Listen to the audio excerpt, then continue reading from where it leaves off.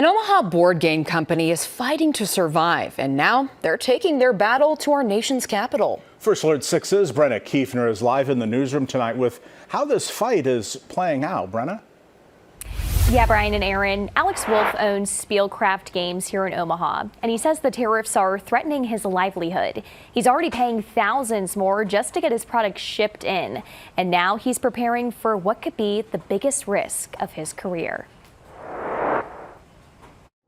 Because the alternative is to just go out of business. For Alex Wolf, creating board games is his dream.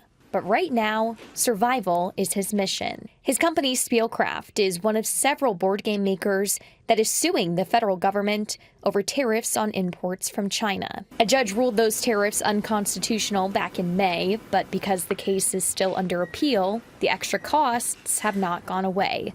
And Wolf says it's crushing him. Between paying for the manufacturing and having it shipped to the U.S., the whole tariff situation started. So I ended up having to pay a 20% tariff as a big surprise, which ended up being a little over $6,000. That money meant canceling projects. And the one campaign he has left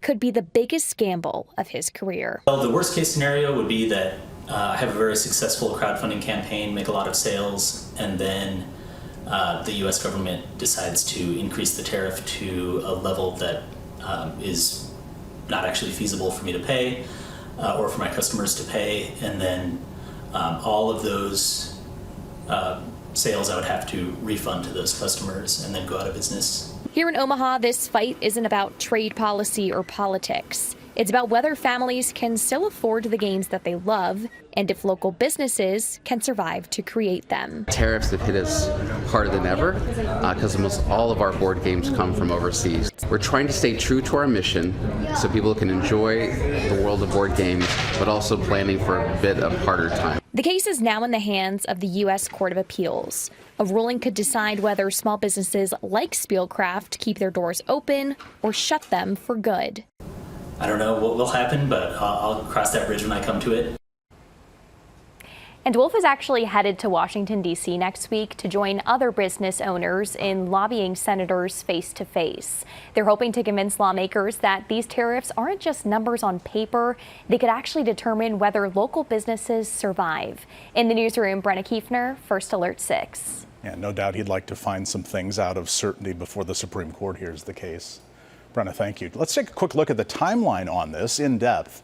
On May 28th, the Court of International Trade ruled in favor of Spielcraft and other plaintiffs, saying the tariffs were unconstitutional.